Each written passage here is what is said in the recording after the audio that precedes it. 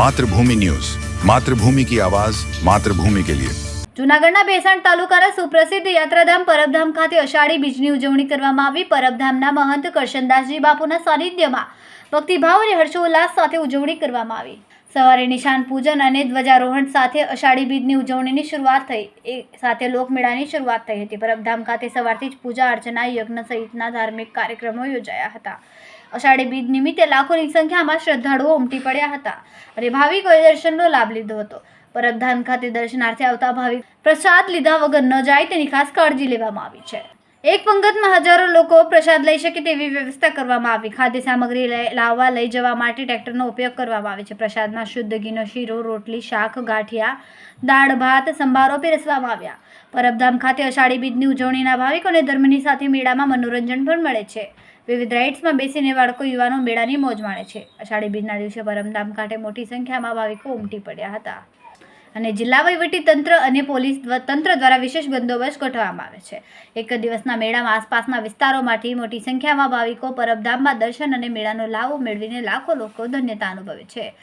જીત સત્યદાસ અમરદાસ, હું આચાર્ય શ્રી પરબધામ પ્રવીણભાઈ જોશી।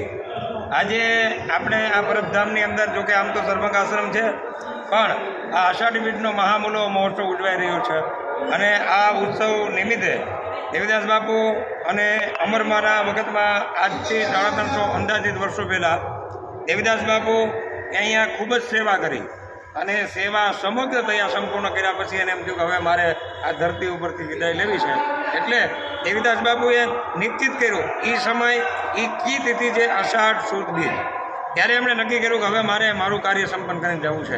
એટલે અમરમાને બધાને બોલાવ્યા। એ સમયે ગિરનારમાંથી નવનાથ, 84, 52 વીરા બધા જ આવેલા અને અષાઢી બીજના દિવસે દેવીદાસ બાપુએ આ પરબની ભૂમિ ઉપર સમાવાનું નિશ્ચિત કર્યું। 2 ભાગમાં જમીન વેચાણી અને દેવીદાસ બાપુ અંદર જીવતા સમાધિ લીધી છે અમરમાં। અને ત્યારે બીજા સંતોની સાથે, જોકે આમ તો આ પરબધામની અંદર અમરમાં દેવીદાસ બાપુ, જસા પીર, વરદાન પીર, સાદલ પીર, અમરીમા, કરમણ પીર, દાનેવ પીર, રૂડા પીર અને શેલાણી સાંઈ બાપુ, આ 9 જે સમાધિઓ છે એ ચેતન છે। આજે એટલા વર્ષોથી અષાઢી બીજના દિવસે એ મહામૂલો અવસર ઉજવવામાં આવે છે। આમ તો એક વિરહની વેદના પણ છે, છતાં સાથે સાથે થોડો આનંદ પણ છે અને આનંદના માહોલમાં અહીંયા બાપુ દર વર્ષે અહીંયા સ્વયંભૂ મેળો, એમાં ભજન, ભોજન, સેવાનો ત્રિવેણી સંગમ રાખે છે। આમ જનતાને માટે આ મેળાને ખુલ્લો મૂકે છે। લાખોની મેદનીમાં અંદાજિત માણસો અહીંયા ભોજન પ્રસાદ લે છે। બ્રાહ્મણો દ્વારા સુંદર મજાનો યજ્ઞ કરવામાં આવે છે। સોમરસથી દેવતાઓને તૃપ્ત કરવામાં આવે છે। આ પર્વની પરંપરાને વર્ષોથી આવી રીતે બાપુ, પૂજ્ય મંત્રી કરશનદાસ બાપુ અને લઘુમંત્રી સનાતનદાસ બાપુ, અન્ય સંતો પર્વના, એ બધા જ આમાં સંલગ્ન થઈ અને આ મેળાને વધારેમાં વધારે દિવ્ય બને એવી ભાવના સાથે સમગ્રને આ મેળામાં સંતોષ આપે છે। અસ્તુ સદેવીદાસ અમરદેવ। માતૃભૂમિ ન્યૂઝ સાથે મધુરાવલિયા, જૂનાગઢ।